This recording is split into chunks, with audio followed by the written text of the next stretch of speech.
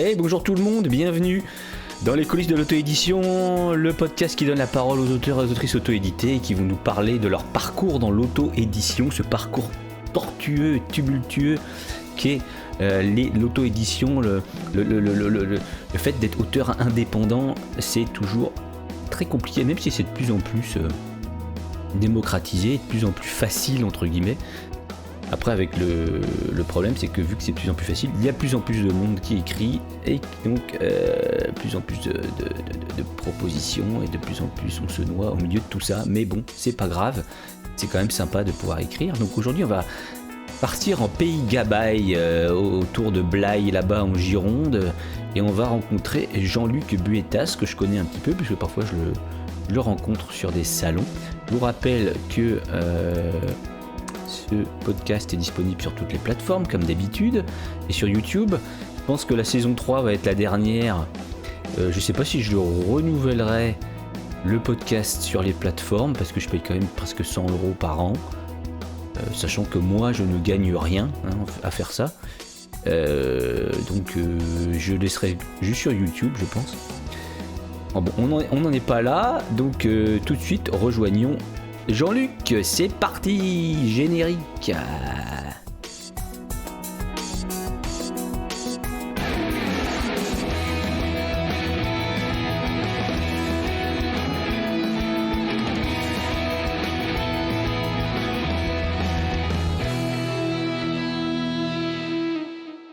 Bienvenue dans les coulisses de l'auto-édition, saison 3, épisode 4 donc.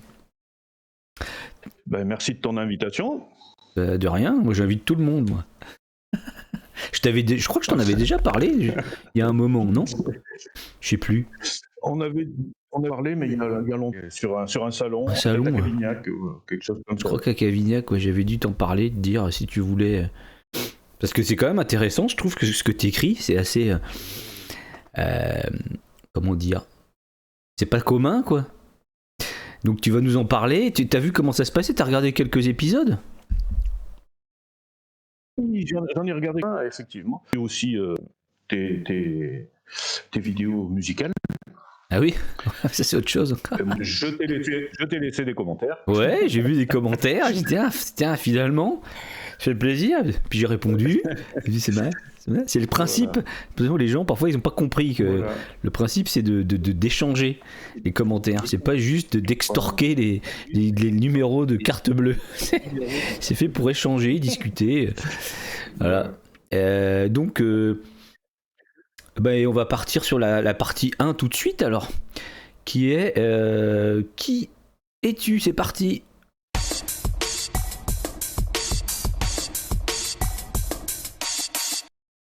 Donc, qui est notre invité ? Juste, tu te présentes, d'où viens-tu, qu'est-ce que tu fais dans la vie, tout ça. Écoutez, moi, je suis originaire de Blaye et j'ai fait des études universitaires pour parcourir le monde et finalement, je suis...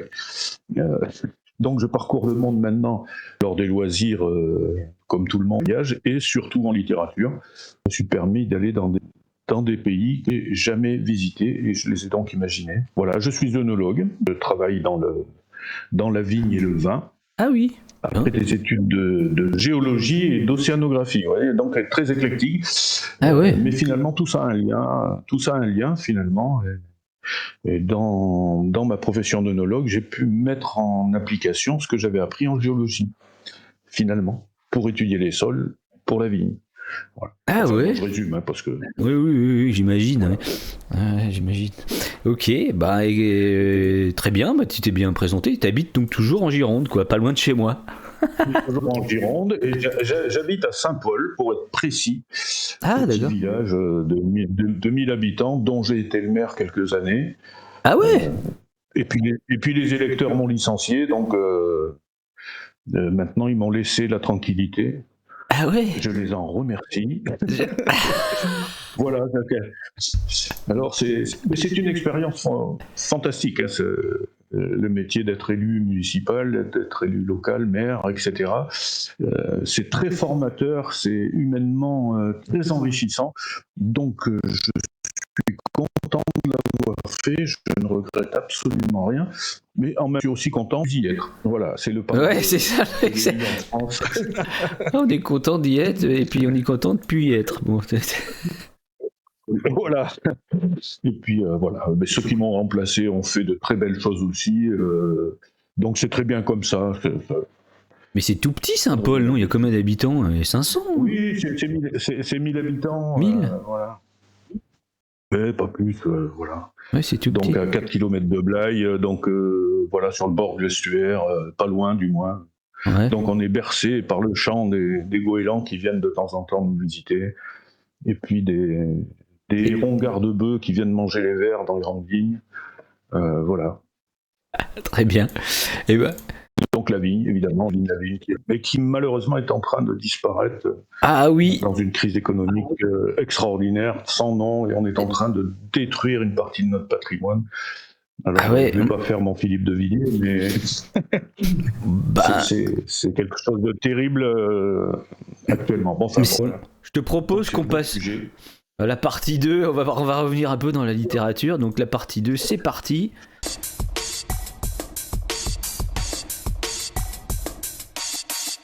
Partie 2, c'est le parcours, ton parcours dans l'auto-édition, du début de l'écriture à la vente. Donc, c'est... Voilà, alors moi je suis arrivé là-dedans totalement par hasard. Ouais. C'est mon copain Jean-Michel, qui est un sociologue à Paris, qui avait vu que j'avais écrit un petit journal en patois, en langue saintongeaise, un petit journal satirique. Et qui m'a dit faut que tu compiles ça, que tu édites ça, c'est génial, machin. J'ai dit écoute, moi je suis pas écrivain, j'ai jamais écrit de ma vie. File-moi des tableaux scientifiques, tout ce que tu veux au niveau scientifique ça me va, mais tu m'oublies au niveau littérature. Et puis il a insisté jusqu'à ce que finalement ça prenne forme. Et il y a eu un premier petit ouvrage d'une centaine de pages en patois, qui tout de suite a été suivi par un deuxième, parce que finalement ça avait bien marché, on m'a réclamé la suite, qui était les aventures d'Albertine Pizdru, une poissonnière de Blaye qui voyageait, qui racontait ses voyages, à sa façon à elle, comment elle voyait, elle, sortie de sa poissonnerie. C'est un peu la bécassine de Blaye. C'est un peu la bécassine de Blaye, quoi, alors. Voilà, c'était un peu ça l'idée, de dire avec son œil à elle, qui était surprise de voir ce qui se passait en Chine. Mais pourquoi comme ça. Mais pourquoi tu t'es mis à écrire ce livre alors? Parce que tu disais que tu voulais pas en écrire. Pourquoi tout d'un coup tu l'as écrit? Parce que si tu veux, mon pote a tellement insisté, son éditeur a tellement insisté, que je me suis laissé convaincre. Ouais. Puis de là est arrivé un troisième, et puis de là un quatrième, et puis c'était toujours en patois, donc le livre de cuisine d'Albertine, les voyages d'Albertine, enfin tout ça, une petite série comme ça. Tout en gabaille alors, c'est ça, en gabaille? Ouais. À l'époque c'était en gabaille, et puis ça m'allait bien, quoi. Bon. Ouais. Et puis un jour je suis tombé sur une quarantaine de pages en français que j'avais écrites, et qui était resté dans un tiroir comme ça sur un copain qui était décédé. J'avais fait un chapitre en l'imaginant, toujours vivant. Et puis je me suis dit tiens, c'est marrant, ça on dirait le premier chapitre d'un roman. Ah oui. J'ai repris ces pages, je les ai réécrites, et puis la suite a fait que j'ai écrit un deuxième chapitre, et puis un troisième, et puis ça a donné un roman en français. Voilà comment je suis arrivé là-dedans, complètement par hasard. Voilà. Et alors, c'était quand ça? C'était il y a une dizaine d'années, ça. Hein. Une dizaine d'années? 2015? Ouais, à peu près. Oui, à peu prprès. J'ai pas essayé de. Je me souviens plus. Mais c'était à peu près ça, quoi. Mais c'était pas. Moi, je croyais que ton premier livre, c'était le probabilité et statistique, ce que j'en ai compris, si ça peut aider. Oui. Alors celui-là, il est arrivé au milieu de tout ça, si tu veux, suite à une colère que j'avais eue. Parce que j'écoutais les journalistes d'une émission sur RMC, je pense à l'époque, ou Sud Radio, quelque chose comme ça, et j'avais Jean-Jacques Bourdin qui parlait des sondages. Ils étaient en train de s'extasier sur un point de sondage qui avait bougé. Et là, j'avais pris le téléphone, donc j'ai eu Bourdin en direct sur l'antenne en lui disant... Ah ouais, carrément. C'est complètement... Oui. J'avais tenté le coup, tu sais, puis ça a marché, et il m'a dit qu'est-ce qui se passe, et je lui ai dit écoutez, vous m'emmerdez, enfin je ne l'ai pas dit comme ça, j'étais un peu plus poli, vous m'emmerdez à commenter des sondages où il y a un point d'écart, quand on sait que même un sondage bien fait, on est dans Ouais, il y a une incertitude de 5%, donc arrêtez vos bêtises, quoi. Et il m'a dit, mais si vous vous y connaissez en stats, je lui dis, j'ai fait comme tout le monde à l'université, j'ai un peu étudié la chose. Il m'a dit, mais faites-moi un mémo, et puis je le lirai. Ah bon, donc j'ai fait un mémo d'une trentaine de pages que je lui ai envoyé sur les stats et les probabilités pour lui expliquer ce que c'était qu'un sondage. Ah ouais. Et comment ça se fabriquait, et puis comment... voilà. Alors, il l'a reçu, je pense qu'il ne l'a pas lu, qu'il a dû le mettre gentiment à la poubelle. Ah ouais. Mais moi, j'avais ces pages devant les mains, j'ai dit, qu'est-ce que j'en fais maintenant ? Alors bon, je les ai remises en ordre, etc. Et puis, de fil en aiguille, il y a eu 200 pages. Voilà, et j'ai dit, maintenant, pourquoi pas le publier pour dire, tiens, si ça peut aider les gens à comprendre ce que c'est qu'une stat, eh ben, youpi.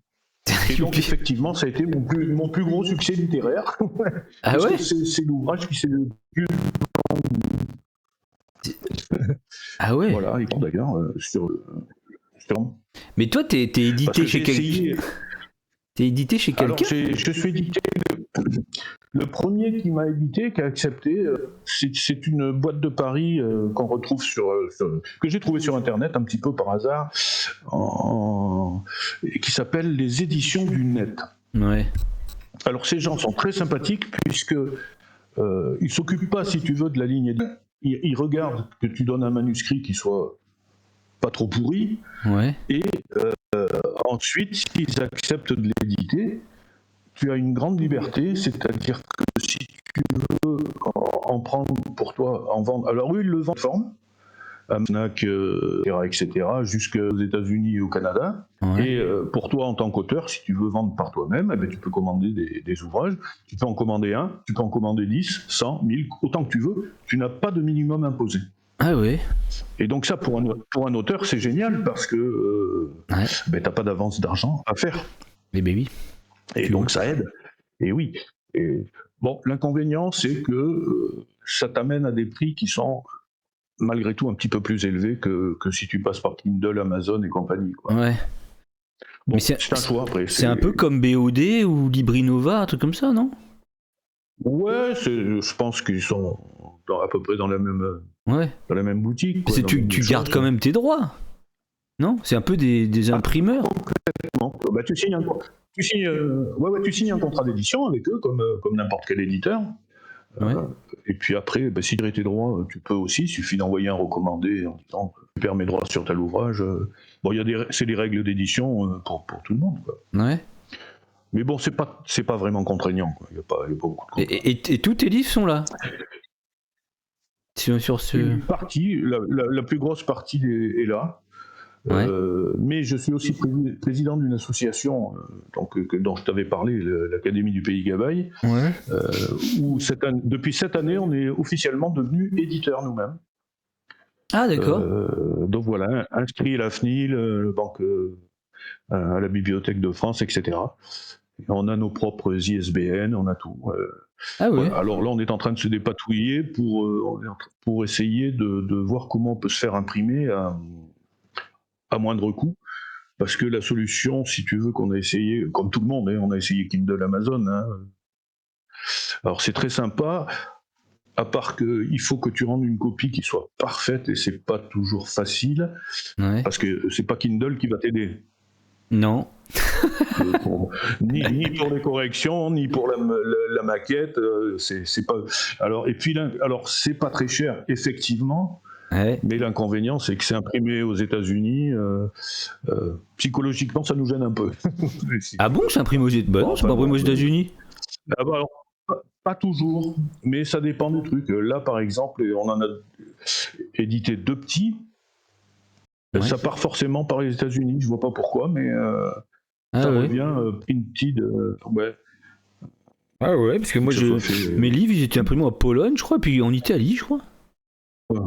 Et puis... Alors après, je sais plus, c'est selon comment ils dispatchent, j'en sais rien. Ouais, peut-être. Puis j'avais entendu parler qu'ils avaient prévu Amazon de faire imprimer en France aussi. Pour les Français, de faire imprimer en France, j'avais vu ça. Ce qui c'est très bien, mais alors si tu vois comment ça fonctionne, quand tu cliques sur ils te demandent, tu sais, de cliquer sur un Amazon que tu veux. Tu sais, une plateforme. Oui. Et quand tu cliques sur la plateforme .fr, ça bloque. Ah bon ? Ça bloque et ça. C'est marrant, je l'ai fait pas plus tard que. Il y a 4 jours, ouais. Je l'ai fait il y a 4 jours, parce que je l'ai envoyé à une autrice qui, pareil, elle a créé une librairie en ligne. Et elle demande à ce que les auteurs qui ont signé avec elle lui envoient 2-3 exemplaires, comme ça que si elle a des commandes, bah, elle les a déjà en stock, elle peut les envoyer. Et je l'ai fait il y a 5 jours, je crois, elle les a déjà reçus. Et j'ai fait sur Amazon.fr. Ça n'a pas bloqué. Alors c'est peut-être une question de programmation, je sais pas, on s'est peut-être mal démerdé au départ, c'est pas impossible. Mais bon, pour l'instant, c'est pas ça. Et en ce moment, on est en train justement de faire le tour, nous, des imprimeurs régionaux, pour voir comment on peut travailler avec eux, éventuellement, en direct. Donc, c'est une association qui est une maison d'édition, en fait. Qui, entre autres de ses activités, est devenue maison d'édition. Ah, d'accord. Voilà. Et vous avez une ligne éditoriale ? Alors ça va être surtout la ligne, c'est un peu tout ce qui est entre guillemets artiste du pays Gabaye. Ouais. Alors c'est pas forcément en langue Gabaye, hein, c'est en français, en ce qu'on veut, mais c'est des gens, disons, on va essayer de voir sur les locaux, favoriser un petit peu ce qui est local. D'accord. Par chez nous. Voilà, donc éventuellement un Ryan Vlog par exemple qui est un local. Oui, pourquoi pas. Après moi Why not, ouais. Why not. Surtout que j'ai un des 2 bouquins qui se passe en Gironde en fait. Et d'ailleurs ils vont même un moment ils vont à Bourg sur Gironde dans le livre. Voilà. Bon, tu vois. Ouais, pourquoi pas. Voilà, donc on veut essayer de faire ressortir des talents parce que on reste persuadé qu'il y a des talents localement qui sont peut-être inexploités. Hein, alors j'ai un exemple très précis par exemple, parce qu'on a un rôle de conservatoire aussi sur la culture Gabaye. On a retrouvé dans les tiroirs d'une personne, d'un ancien instituteur qui était à la retraite du côté de Saint-Vivien là-bas. Et qui un jour a dit j'ai écrit ça, une petite pièce de théâtre en patois, mais bon ça vaut rien. Je ne sais pas, on va la lire, on va regarder. Ouais. Et donc j'ai pris ça en main. Alors évidemment c'était écrit à la main. Donc il a fallu que je remette ça, que je retape ça et remettre en propre, les corriger, mettre une graphie qui soit consensuelle. Ouais. Et puis j'ai réécrit cette pièce de théâtre. Et puis j'ai dit mais c'est pas mal du tout, faut qu'on en fasse quelque chose. Et du coup on l'a édité. Et donc maintenant, il est sorti en livre. Alors tu vois, c'est ça qui est intéressant, parce qu'il y a des talents qui traînent. Il faut essayer de les remettre en valeur. Oui, je dis toujours, il y a tout le monde a quelque chose à dire, tout le monde a une histoire, tout le monde, après, ce sera plus ou moins bien écrit, mais il n'y a pas que ceux qu'on nous dit, que les médias nous disent qu'il faut aller voir. C'est ça qui est assez pénible, c'est qu'on est formaté depuis des décennies, on est formaté comme c'est que les gens connus... Les gens riches, presque souvent, eux, ils valent le coup, tu sais. Puis les autres, vous êtes des merdes. On croit. Voilà, si t'es dans la lignée. Voilà. Et alors, si en plus t'es auto-édité, alors c'est catastrophique parce que là, t'es une sous-merde, quoi. Voilà. Ça. Bien résumé. Tu m'excuses pour les mots, j'ai tendance à employer des mots. Non. Ici, on est libre. Sur mon podcast, on est libre. Tant qu'on n'insulte pas et puis qu'on fait pas d'apologie Non, tu vois, c'est pas dans l'optique ça. Voilà, mais bon, j'ai parfois un vocabulaire. Non, mais pour l'instant ça va. Tous les jours, on va dire. Ok, et donc. Voilà cette aventure. T'as écrit combien de livres en fait en définitive ? Alors j'en ai une douzaine. Ah ouais. Une douzaine, dans la moitié en langue régionale et l'autre moitié en français, avec des temps forts. Un truc de fou, parce qu'il fallait être fou pour se lancer là-dedans, c'est qu'un jour je me suis mis dans la tête de faire un dictionnaire français Gabaye. Parce qu'il existait le dictionnaire Gabaye français, mais français-Gabaye, ça n'existait pas. J'ai dit, tiens, je vais faire ça, ça va m'amuser. Sauf que je m'étais pas rendu compte que c'était un travail de bénédictin. Ouais. C'est un truc de fou. Non, mais j'ai quand même réussi à mettre, faire un ouvrage avec 4000 définitions, ce qui est déjà énorme. Et je suis assez content de ça. On en a vendu quelques exemplaires quand même, et bon, ça devient une référence et c'est pas mal ça. Ouais, c'est incroyable. Moi, je trouve ça incroyable. Franchement, c'est super intéressant. Voilà. En fait, quelque part, c'est de la préservation, c'est de la mémoire aussi, parce que sinon, les patois sont un peu voués quand même à mourir, moi, je pense. Alors c'est à la fois de la préservation de ces langues régionales, mais qui sont en fait aussi, comment dire, qui résultent de la langue française en fait elle-même, d'une vieille époque. Par exemple, le Gabaye, qui se situe aux alentours de Blaye, est presque un musée de la langue du XVe siècle. Puisqu'on va, de la langue française du XVe, puisqu'on retrouve les mêmes expressions dans François Villon ou dans Rabelais, on va retrouver du vocabulaire similaire, des expressions similaires. Et donc, se priver de ces langues régionales, c'est priver la langue française de sa richesse fondatrice. Et ça me rappelle je sais pas si tu connais le patois autour de Rennes, là, qui s'appelle le gallo. Le gallo, absolument. Ouais. Oui. Et bien c'est pareil, hein. Des espèces de vieux français là, qui te sortent des expressions. C'est très marrant. C'est pas très beau par contre comme dialecte, comme patois, mais c'est rigolo quoi. T'as l'impression de revenir, comme tu dis, au XVe siècle ou même au Moyen Âge. Voilà, et en plus, alors, toi qui écris, tu vas comprendre ce que je veux dire très vite. C'est ensuite aussi une façon de s'exprimer qui n'est pas que par les mots, mais qui est aussi par l'ensemble d'une phrase. Par exemple, dans le patois saintongeais de manière générale, on va beaucoup utiliser la métaphore, beaucoup utiliser la comparaison. Et on va... Voilà, le manque de vocabulaire va être compensé par la métaphore. Et ça, c'est une façon de s'exprimer qui est très particulière, alors qu'on va retrouver en littérature, mais qu'on a perdu dans le français moderne. Et ce qui est dommage d'ailleurs. Et qu'on perd de plus en plus de choses. D'ailleurs, on perd de plus en plus de choses. Hein. Je trouve dans le français, là, c'est assez fou. L'anglais qui grignote de plus en plus, là. Moi, ça m'énerve quand j'entends les gens qui disent, les jeunes souvent, qui disent c'est la meilleure chanson ever. Non, mais tu peux pas dire ça. Tu peux pas dire ça. C'est carrément. Et il y a plein d'expressions maintenant comme ça, de mots d'anglais qui mettent dans leurs phrases en français. Moi, je comprends ce qu'ils veulent dire. Ils n'ont pas envie de dire c'est la meilleure chanson de tous les temps. Ils n'ont pas envie de dire. Ils disent ever parce que ça fait.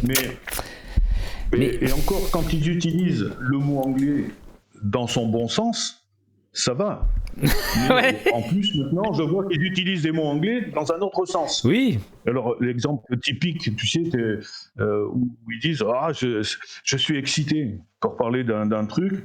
Alors que c'est pas tout à fait la même signification en français qu'en anglais. Donc bon. T'as un truc aussi qui est, mais ça fait depuis longtemps, c'est squeezer. Les gens ils disent je l'ai squeezé pour dire qu'ils ont passé le truc, tu vois, ils ont squeezé, genre ils ont fait l'impasse dessus, alors que c'est pas ça du tout. Squeezer, ça veut dire presser. Squeeze lemon par exemple, presser un citron, squeeze. Et nous on l'utilise pour dire je l'ai squeezé. Mais... Pour dire, c'est pas du tout la même chose en fait, c'est faux. Ce qui fait que maintenant les gens pensent que tout squeeze en anglais ça veut dire.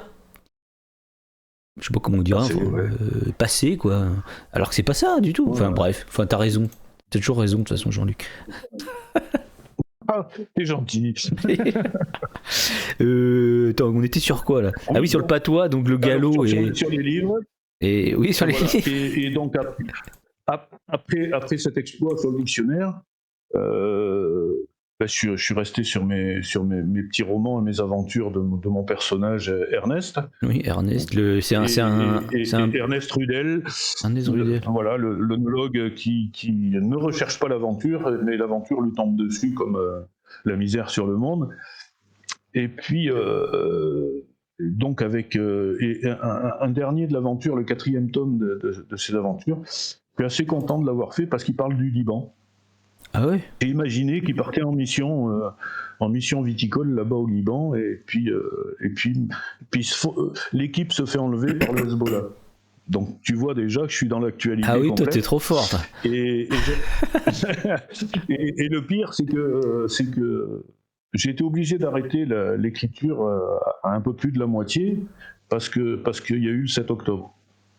Et donc j'étais en plein là-dedans. Quand il y a eu le 7 octobre, ça m'a un peu scotché, quoi. Ça m'a un petit peu ému et bloqué. Ouais, ben. Et j'ai pu reprendre après quand même pour finir. Et voilà. Et alors, ce qui est très marrant, c'est qu'on m'a demandé, mais pourquoi le Liban ? Pourquoi t'es parti là-bas au Liban, en fait ?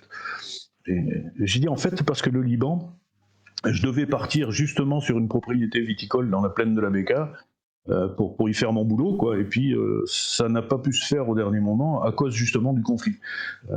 Donc, comme ça pétait un peu, on a préféré rester en France. J'imagine bien.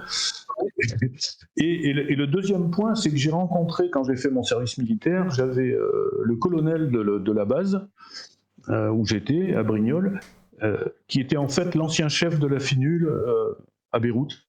Ah ouais. Et qui avait notamment connu l'explosion de l'immeuble Drakkar, etc., mais qui adorait ce pays, le Liban. Donc j'en avais parlé avec lui de nombreuses fois. Donc j'avais toujours dans l'idée de visiter ce pays, de voir ce pays, que je n'ai visité que par Google Earth et tout ce que j'ai trouvé à lire et à voir. Et donc je l'ai peut-être finalement plus imaginé que réellement décrit. Mais a priori, je me suis pas trop trompé. Donc ça m'a fait. C'est un bouquin qui m'a marqué. Et puis le dernier en date, qui s'appelle Clodomir, le journal de guerre 14-18. Et alors là, c'est pareil, c'est le hasard un petit peu qui fait les choses. J'ai retrouvé, grâce au ministère des Armées, l'acte de décès de mon arrière-grand-père, qui s'appelait Clodomir. Ah ouais, qui s'appelait Clodomir. C'était inventé là-bas au champ d'honneur. Ah ouais. Ouais, alors le ministère des Armées fait ça très très bien. On a accès à beaucoup de documents et très facilement. Il n'y a pas de blocage, quoi. Si on peut, on y va. Et pour tous ceux qui veulent faire des enquêtes sur leurs anciens de la famille, c'est intéressant. Ah ouais. Voilà, alors je suis tombé là-dessus. Et puis, alors mon arrière-grand-père, lui, il n'a pas eu de chance. Hein. Il est parti en août 14 et il est mort en août 14. Bon, boum, dans les premiers. Et alors, j'ai imaginé qu'en fait, il n'était pas mort et qu'il avait fait ses 4 ans de guerre. Et pour ça, j'avais besoin de documentation. Et donc, j'ai eu la chance que des internautes me proposent d'avoir accès à leurs archives personnelles, et notamment les courriers de leurs parents. Ah ouais, qui étaient soldats là-bas, et qui m'ont confié ça. Mais vraiment, quoi, en me disant, écoute, fais-en quelque chose, toi. Nous, on n'en fait rien, ça nous emmerde dans un placard, mais si tu peux en tirer quelque chose, vas-y. Et donc, alors, bon, ça a été un lourd travail, parce qu'il a fallu remettre les lettres par une dans l'ordre, etc. Déjouer les pièges de l'époque, voilà, gros travail. Et à partir de là, j'ai créé ce journal de guerre. Clodomir raconte vraiment sa guerre, depuis le départ, dans les trains avec la fleur au fusil, jusqu'à ce qu'il devienne une bête féroce, un fou furieux, détruit complètement dans sa tête et dans son corps, mais il en revient fracassé, quoi. Et il explique toutes ces choses-là. Comment il déteste ses supérieurs qui sont juste issus des écoles et qui veulent leur apprendre la guerre. Parce que le mec, il a fait 3 mois à Saint-Cyr, il va expliquer aux poilus qui sont là depuis 3 ans dans les tranchées comment il faut se battre. Donc, toutes ces choses-là, et puis toutes ces lettres qui sont très émouvantes, comme une notamment, alors je l'ai raconté justement dans le livre, cette séance, où on réunit tous les soldats sur la place d'armes à 4h du matin pour qu'ils assistent à l'exécution d'un poilu qui a refusé de monter à l'assaut. Donc on le fusille pour l'exemple. Et c'était une lettre qui est très dure à lire, très émouvante. Et en fait, le fils de ce soldat m'a dit, mais ce que tu n'as pas compris dans la lettre, c'est que mon père faisait partie du peloton d'exécution. Et donc là, ça te donne une émotion encore plus forte. Parce que c'est une horreur, quoi. C'est une horreur. Ah oui, de toute façon, la guerre, je sais pas s'il y a pire. La guerre, ça réunit tous les horreurs que l'humain peut faire, je trouve.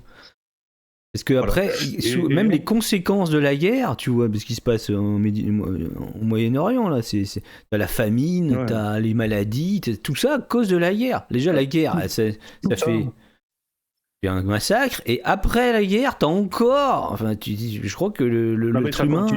Voilà. On est vraiment très fort pour s'autodétruire. Hein. Ouais. Et surtout, on oublie l'histoire, on ne se rend pas compte que en 2025 encore, on subit encore les conséquences de la guerre de 14-18. Ouais, bah oui. L'Europe qui est dans une merde colossale actuellement, en fait, c'est la conséquence encore de ça. Mais on a oublié tout ça. Et nos politiques ont oublié tout ça. Et alors, je ne parle même pas des jeunes générations, puisqu'on leur enseigne même pas l'histoire. Donc, si, mais je pense qu'ils n'écoutent pas trop. Alors, effectivement, une guerre, c'est toujours une saloperie sans nom. Et si franchement, le but du jeu, c'est vraiment d'éviter tout ça. Alors, quand on entend les airs guerriers de certains de nos dirigeants politiques actuels, ça fait un peu frémir. Et peur, hein. Punaise, mais arrêtez, on n'a pas envie de faire la guerre. Les gens, ils ont pas envie de faire la guerre, quoi. Enfin, non. Et puis, on n'a rien retenu des leçons du passé, quoi. Rien. Et alors Après, je pense que on subit des générations de politiciens qui, à mon sens, sont des incultes. Parce que si c'était un peu plus cultivé, ils réfléchiraient plus dans ce sens-là. C'est vrai que moi, je suis toujours épaté de l'ignorance. Ils font exprès ou... Je me dis, soit ils font exprès, soit ils sont menacés de... S'ils font pas... Ce qu'on leur dit, ils sont menacés derrière. Tu vois ce que je veux dire? J'ai l'impression qu'ils doivent être... Il doit y avoir du chantage quelque part. Je me dis, c'est pas possible d'être aussi prendre des décisions aussi débiles. Il doit avoir un pistolet sur la tempe s'ils font pas ça. Parfois, je me dis. Je pense à un logiciel de réflexion qui est faussé aussi au départ. Ouais, aussi. Qui est un petit peu faussé. Peut-être aussi. Ils sont, je sais pas. Bref. En tout cas, pour revenir un peu au livre, mais plus technique, qui c'est qui fait comment tu fais tes couvertures et tes corrections et tout? Alors, qui c'est qui fait ça? Ta question est fondamentale, je dirais. Ouais. Parce que l'auto-édité est un mec ou une femme seul. Oui. Tu es bien placé pour le savoir. On est seul face à toutes ces données techniques, alors qui au départ on ignore totalement. Ouais, on découvre. Ce qui fait que le premier ouvrage en général, même édité, ça reste un brouillon, avec toutes ces imperfections, et qu'on se rend compte au fur et à mesure, merde, alors la correction, comment on fait? Des gens qui étaient bien plus forts que moi en orthographe et en grammaire, de jeter un œil à ce que je faisais pour me corriger. Ouais. Et il s'avère que ça n'a pas été suffisant.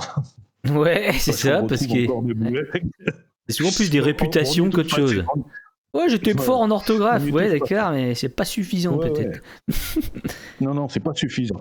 Ensuite, on se dit, merde, alors comme tous les collègues, j'ai investi dans Antidote, le logiciel de correction, qui fait un boulot déjà monstrueux, mais qu'il faut suivre lui aussi à la trace, parce que sinon il t'entraîne à faire des corrections qui ne devraient pas en être. Ouais. Donc c'est bon, mais ça fait déjà un filtre très intéressant. Et maintenant j'ai la chance d'avoir rencontré 2 personnes qui se connaissent pas du tout d'ailleurs, ça c'est très bien. Et une qui s'est proposée pour la correction orthographique et grammaticale, donc très très bien, très efficace. Ouais. Et une deuxième personne qui est passionnée par ça aussi et qui m'a dit mais moi je veux bien m'occuper de ça, plutôt pour les tournures de phrases. Éviter les répétitions, voir les phrases qui sont un peu trop chiantes, etc. Le style un peu quoi. Qui refont. Alors ces 2 personnes me refont des lectures très efficaces. Et là j'ai fait un progrès fou à ce niveau-là. Grâce à ces 2 personnes. Mais tu les payes ou font ça bénévolement? Du tout. Parce que Ah ce ouais? sont des passionnés et donc se proposent de faire ça. C'est sympa, faudra que tu me les Alors, présentes. À bout d'un moment, ils vont se dire tiens. voilà. Alors par contre, puisque tu parles d'argent, dans le cadre justement de notre maison d'édition là, sur l'association, là par contre c'est l'inverse, il faut qu'on est à la recherche je pense qu'on a trouvé d'ailleurs d'une professionnelle là pour ça. Alors là ça coûte un peu de sous effectivement, mais il faut arriver à un travail irréprochable, donc à un moment donné, il faut passer par ça. Voilà. Ensuite, pour ce qui est maquette, donc l'éditeur parisien, lui, m'a fait bénéficier de son travail. Il m'a envoyé des maquettes toutes prêtes sur Word. J'ai plus qu'à choisir le format, j'ai plus qu'à choisir comment je veux le faire. Les couvertures, tu veux dire? Tout est prêt déjà. Alors que à la fois pour l'intérieur et l'extérieur. D'accord. Donc c'est déjà maquettisé. Pour moi, c'est très facile dans ce cas-là. Ensuite, la couverture, c'est à moi de me démerder. Ah oui, alors d'accord. par chance, je me passionne aussi pour la photographie, ce qui fait que parfois j'ai des bons sujets de couverture, des bonnes photos. Ouais, voilà, avec les photos. C'est vrai que parfois une bonne photo, ça fait l'affaire, hein. C'est pas la peine d'aller faire des machins, des montages, des. Oui, non, mais voilà. Il y a des choses qui marchent très bien. Sinon, j'ai fait faire une couverture par une graphiste aussi, parce que pour les voyages d'Albertine, donc pour revenir en patois, j'avais fait un recueil complet. Et là, j'avais trouvé ça marrant que ça soit un dessin, que ce soit un dessin un peu humoristique. Et donc, c'est cette personne qui m'a fait cette couverture. Ah oui, je vois. Qui donne très très bien, c'est sympa. Parce qu'en fait, je montre en même temps. Parfois, tu vois que je regarde là, parce que je regarde mon autre écran. Ouais. Et j'affiche là les gens, s'il y a des gens dans le chat, mais je ne sais pas. Parce qu'on est en direct, hein, je t'ai pas dit sur Twitch. Hein. J'ai envie de te dire. Mais bon, il n'y a personne, apparemment, il n'y a personne dans le chat. Mais je montre en même temps. Depuis tout à l'heure, je montre un peu tes livres, les résumés, s'il y en a qui veulent lire en même temps. Et là, je vois le voyage d'Albertine avec le petit. On voit Albertine qui vend du poisson. Alors, voilà. Et c'est un dessin qui a été fait par Marion Riou-Guillon, pour la citer. Ah, je connais. On connaît, c'est Yon, tu dois la connaître, qui fait parfois les salons avec nous. Ouais, fait les salons avec nous. Ouais. Fait des illustrations et des livres pour enfants aussi. Voilà, tout à fait. Et donc c'est elle qui avait fait cette illustration-là. Et ça veut dire quoi la compiette? Ça veut dire quoi en gabaye? Ça veut dire la complète. Hein. C'est-à-dire que dans cette langue, on enlève le L et on le remplace par un I. Donc de complète, tu passes à compiette. Voilà, et la complète, c'était pour dire que j'avais réuni les deux premiers ouvrages que j'avais faits en un seul. Corrigé, modifié, amélioré. Ok, super. Je te propose qu'on passe à la partie 3. On passe à la partie 3. Est-ce que donc c'est parti, partie 3.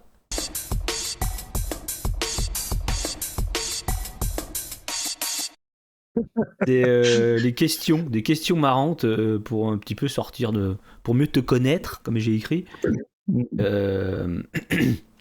Par exemple,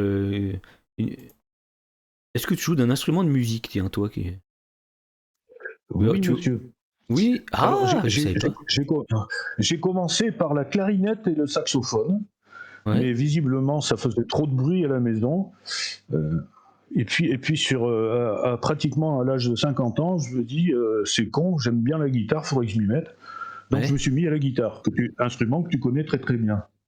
Alors je prétends pas faire de la musique, je fais du bruit, mais ça m'amuse et ça va très très bien comme ça. Mais t'arrives à faire des accords, t'arrives à faire des trucs. Oui, bien sûr. C'est beau. Oui, je suis capable de tenir une heure en chantant des chansons. Hein, ah bah voilà, c'est plus que faire n'importe quoi. Ça dure pas longtemps de faire n'importe quoi. Non, pas du tout. Voilà, et puis j'avais rencontré un monsieur qui jouait de la guitare de manière admirable et qui m'a fait faire mes premiers pas. Hein. Qui m'a donné au moins ces bases-là. Les bases, tu sais, la grille Anatole et compagnie, et puis comment on tape sur les cordes avec un. Il jouait pas mieux que moi. Voilà, donc, il jouait pas mieux que moi, c'est pas Il jouait pas mieux que moi. Ah, je sais pas, ou pas les mêmes choses du moins, on va dire. Mais j'ai été surpris de la qualité de ton jeu. Je t'avoue que j'étais agréablement, c'est je trouvais ça très très bien.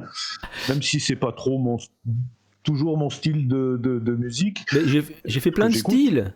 T'as écouté En marchant le morceau En marchant? J'en ai écouté 2 ou 3, pas plus. Faut que je continue. Je pense que En marchant, ça te plairait beaucoup. C'est un morceau que j'ai composé dans le style de Francis Cabrel, avec un arpège, très joli à la guitare et avec des paroles en français. Je pense que ça devrait te plaire. Autre question. Toi qui étais élu, si tu étais élu président, quelle serait ta première mesure? Oula, ça c'est la question qui peut être dangereuse. Non, mais j'ai éventuellement une idée. Ouais. Tu vas voir, c'est politiquement très très incorrect. Ça serait à commencer par supprimer toutes ces instances qui nous emmerdent pour pas grand-chose. Je pense donc à l'ARCOM, au Conseil économique et social, aux agences régionales de santé. Parce que j'estime que tout ça, ça sert pas à grand-chose. Il y a trop d'intermédiaires, c'est ça peut-être? Voilà, et je pense qu'on est dans le style, si tu veux, je voudrais revenir au style un petit peu pompidolien en disant arrêtez d'emmerder les Français. Je pense, voilà. Donc revenir très fortement au régalien et laisser un peu tomber le reste et laisser les Français à l'initiative. Ouais. Ça serait vraiment ça. Trop de procédures, trop d'administratifs, trop de... C'est ça? Oui, non? Oui, et puis surtout, je suis un démocrate, profond démocrate. Et légaliste. Ce qui veut dire que moi, ce sont les gens élus, et c'est la volonté du peuple français qui doit s'inscrire et se faire valoir. Or, quand un conseil économique et social ou un conseil d'État va annuler ou faire en sorte d'annuler une loi votée par le Parlement, pour moi, c'est pas démocratique. Surtout que les gens qui font partie de ces fameux conseils n'ont jamais été élus eux, mais sont nommés par copinage. Donc, si tu veux, on s'éloigne quand même franchement de la démocratie. Alors, c'est pour ça que j'aimerais éliminer un petit peu tout ça, je sais pas si... et revenir à des formes plus démocratiques, éventuellement en développant beaucoup plus, comme à la Suisse, le référendum. Là, on est plus dans la démocratie aristocratique, comme on dit. C'est-à-dire que c'est... Ouais. C'est limite la monarchie. Et puis, je sais pas si tu connais Clément Viktorovitch. Il a écrit un livre récemment qui s'appelle Logocratie. Non, je n'ai pas lu ça. Logocratie, qui est intéressant, qui parle justement du langage. En fait, maintenant, on est beaucoup dans la politique du langage. Et toi qui parles, aimes bien ça, peut-être ça t'intéresserait. Logocratie. Après, je vais pas faire de pub pour Clément. C'est intéressant ça. Ouais, c'est très intéressant. Et il est sur Twitch aussi tous les jours. Clément Viktorovitch. Et il décortique. Il est docteur en rhétorique, lui. Donc il est vachement fort là-dessus. Il t'explique pourquoi telle politique, pourquoi il dit ci, pourquoi il dit ça. Il est vraiment très fort. Ouais. Tu te rends compte de plein de trucs. Tu dis, ah oui, d'accord, les techniques, les machins, le mensonge. Oui, voilà. Ou comment noyer l'information en donnant de l'information. Ouais. Alors c'est fabuleux ça. Ça fait partie d'un des thèmes d'un des bouquins que j'avais fait, tu sais, qui s'appelait le néo-nazi OGM et pesticides, où dedans je reviens sur comment utiliser la même technique que tu sais, les fabricants de tabac aux États-Unis quand ils ont été accusés de provoquer le cancer du poumon, sachant qu'ils pourraient pas. Ouais, alors ils sont mis ensemble tous, tous les tobacos, sachant qu'ils pourraient pas démontrer le contraire, donc que l'accusation serait justifiée. Le but du jeu, c'était de fournir de l'information à gogo sur tous les cancers du poumon possibles, payer des études, machin, ce qui fait qu'au bout d'un moment, il y avait tellement d'informations sur le cancer du poumon qu'il était impossible de dire que c'était le seul facteur, le tabac, qui pouvait amener ça. Voilà. Alors c'est devenu une technique maintenant très connue. Le dernier à l'avoir utilisé, c'est Bayer, l'entreprise allemande Bayer, le chimiste, pour le glyphosate. Oui. Très intéressant, il faudrait Ça me dit quelque chose, mais je crois que peut-être on en avait parlé tous les deux. Je me demande si... j'ai l'impression C'est peut-être d'en avoir un peu entendu parler. possible quand même. Ouais. Bon, troisième question. C'est ça. Allons-y. Allez, je suis sûr que là tu vas avoir une bonne idée. Si tu pouvais ressusciter une personne connue, ce serait qui et quelle question tu lui poserais? C'est vrai qu'on se pose souvent une question de ce type-là. Et... Alors, je vais te dire un truc, parce que ça revient sur la géologie un petit peu. Ouais. J'ai toujours été passionné par les vulcanologues et notamment ce qu'on appelait les crafts. Je sais pas si ça te dit quelque chose. Je connais Maurice Kraft et vulcanologues. Ouais, les Belges. Et et malheureusement qui sont morts au Japon, qui ont été bouffés par une nuée ardente. Ouais. J'adorais ces gens-là. Et donc, très égoïstement, si je devais faire revenir quelqu'un, c'est eux. J'ai vraiment envie de discuter avec eux. Quoi. Voilà. Ouais. C'est Maurice, je crois, Maurice Kraft, et puis sa femme, je sais plus comment ça s'appelait. Oui, et sa femme. Voilà. Et c'était des gens passionnants parce que déjà un petit peu iconoclastes, tu vois. Hein, même dans le monde scientifique, c'est très standardisé, alors qu'eux, ils étaient plus du tout standardisés. Non, ouais, c'était... Des électrons libres, et ça me plaît vachement, ça. Voilà. Ils étaient artistes un peu. Ouais, c'était ça, voilà. Mais avec après des publications très extrêmement fouillées, sérieuses. Voilà. La vulcanologie au niveau mondial a beaucoup appris grâce à eux. Allez. Voilà. Parce que c'est un de mes petits rêves fous, ce serait d'aller voir une éruption sur place, mais va en Sicile. Pour l'instant, j'ai pas les. Ouais, voilà. Mais... Alors, pratiquement, l'accès est pratiquement interdit maintenant à Sicile, parce que c'est devenu un petit peu dangereux. Mais bon, si j'arrive pas à aller voir un volcan en éruption, ça va aller quand même. Hein. Je vais continuer à vivre. Non, voilà, c'est les personnages. Sinon, après, au niveau personnage historique, les gens étaient bien à leur époque et qu'ils ne seraient pas forcément d'une grande utilité à notre époque. Donc pourquoi les faire revenir, c'est pas ça. Voilà. Ouais, c'est sûr. Ils risquent d'être un peu comme de Hibernatus, tu sais. C'est que ça. Ouais. Voilà, un petit peu perdu, un petit peu paumé. Tu vas répondre par oui ou non? Est-ce que tu fais 10 000 pas par jour? Bon, c'est non, apparemment. Parfois. En fait, je contrôle pas. Est-ce que tu as déjà sauvé la vie de quelqu'un? Oui. Ouais? Comment? T'as fait quoi?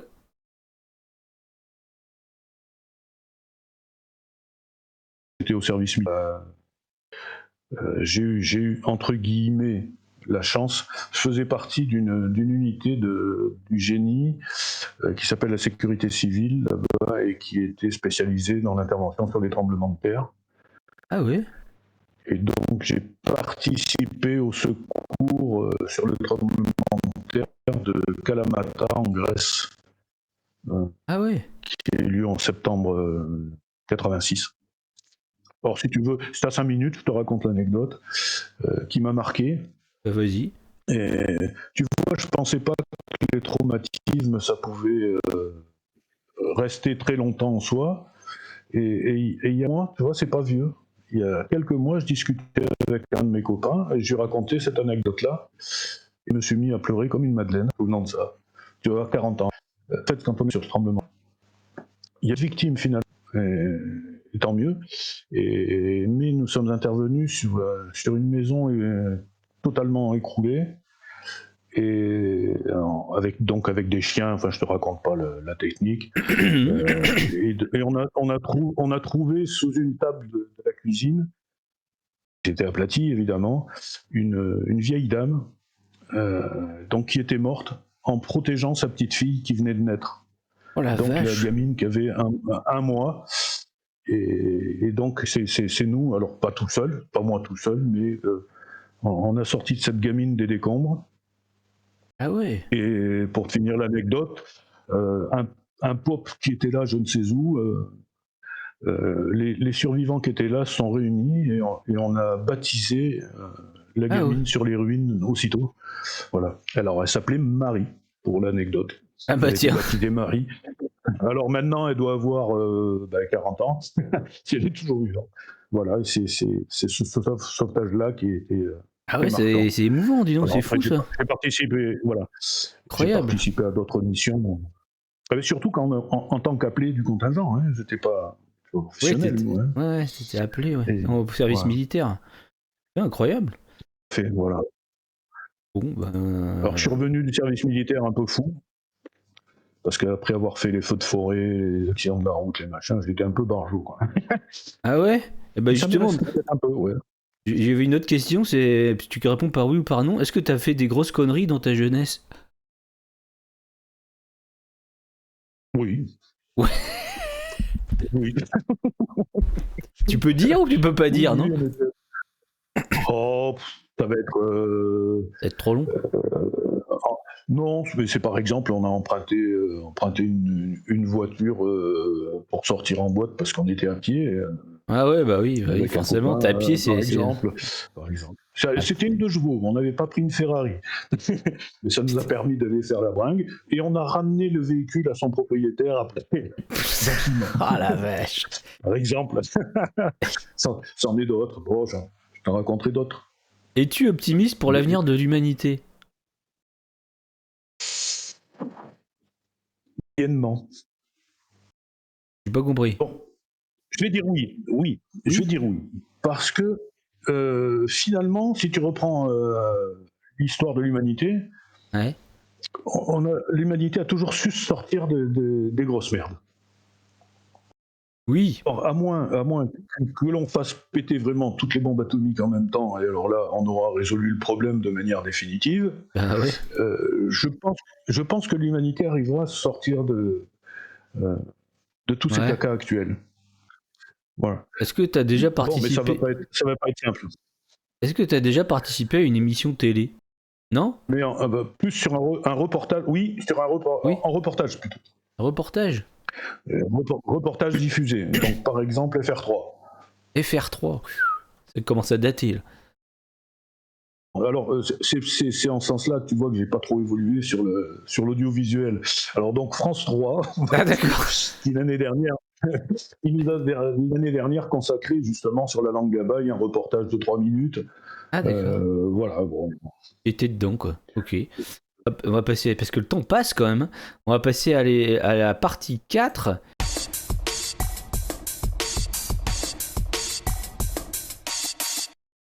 Qui est partie 4 pitch du dernier roman, ou du roman que tu veux. Tu me fais un petit pitch, t'essayes de me le vendre. Le roman que tu veux mettre en avant. Vas-y, je t'écoute. Alors, c'est une expérience que je suis en train de vivre actuellement. Ouais. Et qui va déboucher dans pas longtemps sur une nouvelle. Je suis en train donc d'écrire une nouvelle. Ouais. Et là aussi, c'est le hasard qui fait les choses. Sur une séance de dédicace, si tu veux, j'ai retrouvé pour la deuxième fois un auteur qui s'appelle René Manzor. René Manzor est en fait un cinéaste. Alors il a un CV monstrueux, puisqu'il a fait le film, notamment Le Passage avec Alain Delon, 3615 Code Perdonnel, qui donnera en remake Maman, j'ai raté l'avion. Il a fait notamment Dédale, Monsieur N, puis j'en passe d'autres, et qui a travaillé notamment aux États-Unis pendant 10 ans avec George Lucas et Steven Spielberg. Donc tu vois la carte de visite. Et il a écrit une dizaine de romans depuis qu'il est revenu en France. Et puis en discutant, on a discuté comme ça un bon moment, et puis il m'a dit, écoute, moi j'ai un truc, si ça t'intéresse.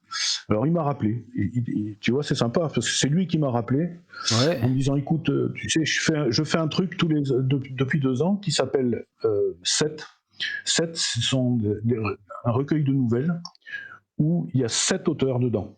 Donc 7 nouvelles par 7 auteurs nouveaux qui coachent lui en écriture. Il m'a dit, écoute, on est en train de faire la 3e saison. Si ça te dit, tu feras le 7e. Eh ben, j'ai dit banco, j'y vais. Tu penses bien qu'un truc comme ça t'arrive parfois même pas. Ouais. Et donc le truc, c'est que au fur et à mesure que j'écris la nouvelle, toutes les semaines, on prend 1 heure en visioconférence, enfin tous les deux en visio, et on discute de ce qui a été fait, etc., les corrections, les défauts d'écriture, etc. Je suis en train de faire un truc qui me fait progresser en écriture de manière folle. Ah ouais. Et c'est une aventure assez extraordinaire et qui m'est vraiment tombée dessus par hasard. Et franchement, moi qui suis plutôt agnostique, je remercie Dieu de m'avoir mis sur mon chemin. et voilà. Alors René est un type fabuleux qui est d'abord et qui part du principe que lui, il a mis 40 ans à savoir écrire. Et il dit, c'est dommage qu'on perde son temps à réapprendre à écrire. Il dit donc, moi je te mets à disposition mon savoir, à toi d'en faire quelque chose. Ah ouais. Voilà, alors la nouvelle va parler d'un type qui est tombé dans l'alcoolisme suite à, sans doute, on imagine, une aventure triste, et qui se met en quête de trouver un trésor d'un vieux bateau qui aurait sombré dans l'estuaire. Voilà. Alors toutes les péripéties qui vont avec. Je t'en parlerai un peu plus quand ça sera fini. Ok, mais bon, c'est bien. Voilà, qui sera publié dans 7 saison 3, la 3e saison. Et ce sera quand ? Alors ça sera normalement au printemps 2026. Ok, j'ai montré là sur ton Instagram, j'ai montré Manzor, là. René Manzor, c'est ça, René, je sais plus. Ouais, c'est ça. Ouais, j'ai montré la photo. Alors c'est le nom, il a repris le nom de sa maman, c'est Madame Manzor. Son nom de famille, en fait, à lui, c'est Lalanne, et ça va te dire quelque chose sans doute, puisque il fait partie de la fratrie des Lalanne, donc avec Hubert Félix Lalanne, qui est le guitariste extraordinaire. Jean Félix et son frère Francis, le chanteur Francis, voilà. Très bon guitariste, Jean-Félix Lalanne, excellent guitariste. Jean-Félix, moi j'adore ce qu'il fait. Donc autour de la guitare, de temps en temps. Autour de la guitare celtique, il a fait un album autour de la guitare celtique et autour de la guitare. Alors celui-là je l'ai pas. J'avais le précédent justement autour de la guitare. Ouais, mais il a fait un spécial celtique autour.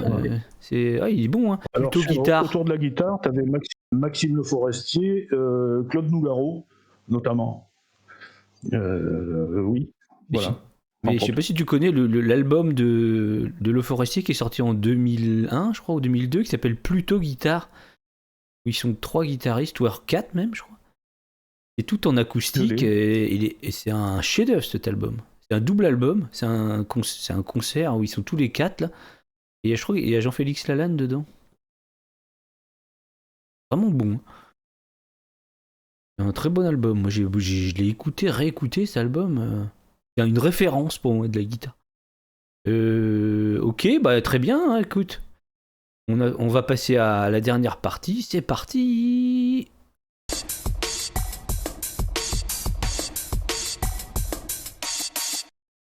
Actualité et recommandations. Donc bon bah tu m'as déjà un petit peu parlé de ton actualité au niveau du livre. Est-ce que t'as d'autres Est-ce que tu vas faire des salons ou des dédicaces? Où est-ce qu'on peut te trouver, Jean-Luc? Et qu'on peut me trouver dans les différentes librairies locales. Ouais. Et que je devrais avoir. Il y a un salon qui va se faire fin janvier à Berson, vers le 25 janvier. Ah oui, je l'ai fait l'année dernière. Où je serai. Voilà, donc je serai présent. Et puis il y aura sans doute Val-de-Virvé au printemps, Cavignac, Saint-Savin, toutes ces choses-là, tous ces salons-là où en théorie je devrais y être. Et tu vas pas, voilà. Tu sors pas de la Gironde? T'en fais pas un peu ailleurs? Alors pour l'instant non, mais on est en train d'y réfléchir, parce que le problème des salons hors Gironde, pense à Brive par exemple ou des choses comme ça, c'est que ça coûte un peu de sous, quoi. Voilà. Et donc, si c'est pour vendre 3 livres, tu vois, c'est ça le problème, ouais. C'est pour ça que moi, je sais pas si t'as vu mon post que j'ai fait sur Instagram, moi j'ai décidé d'arrêter les salons. Je vends vraiment trop peu, quoi. Voilà. Donc, ce qu'on va essayer de faire, peut-être, c'est être présent sur les salons, mais par le biais de notre association, avec son rôle d'éditeur. Parce qu'à ce moment-là, ça peut, pour un stand, on peut représenter plusieurs auteurs, plusieurs personnes à la fois. Voilà. Donc là, c'est un peu comme ça qu'on va y réfléchir à ça. Ok. Et est-ce que tu as, pour finir, des un ou une autrice auto-éditée à me proposer que j'invite à mon podcast? Oui, j'ai pensé à ça, parce que je suis passé hier faire un tour au salon du livre de Blaye en Citadelle. Tu sais qu'ils n'aiment pas les auto-édités d'ailleurs. Hein. Ouais, ils prennent pas les auto-édités. Ouais, mais enfin, pas certains quand même, si, mais pas les autres. Ça dépend. Ça dépend s'ils ont des copains ou pas, quoi. Voilà. En gros, t'as tout compris. J'ai vite résumé. Donc là, je suis passé voir 2-3 copains qui étaient, et je pense à un auteur que j'aime beaucoup, que peut-être que tu dois connaître, puisque c'est Anaël Train. Anaël Train, calmer le train. Anaël, calmer le train, ouais, je connais. Ouais, et parce que je trouve qu'il a une très jolie écriture, un très beau style, et puis une imagination folle. Donc il est en train de finir son deuxième gros pavé, là, et c'est un type que je trouve très, très intéressant, un auteur très intéressant. Après, il m'énerve parce qu'il a des cheveux longs, des beaux cheveux longs, et ça m'énerve. Jaloux. Oui, c'est vrai. C'est vrai qu'il fait beau jeune homme. Il fait beau gosse, hein. Putain, il a eu 40 ans, là, je crois. Putain, il est là. Ah. C'est ça, exactement. Excuse-moi. Putain. Bon, bref.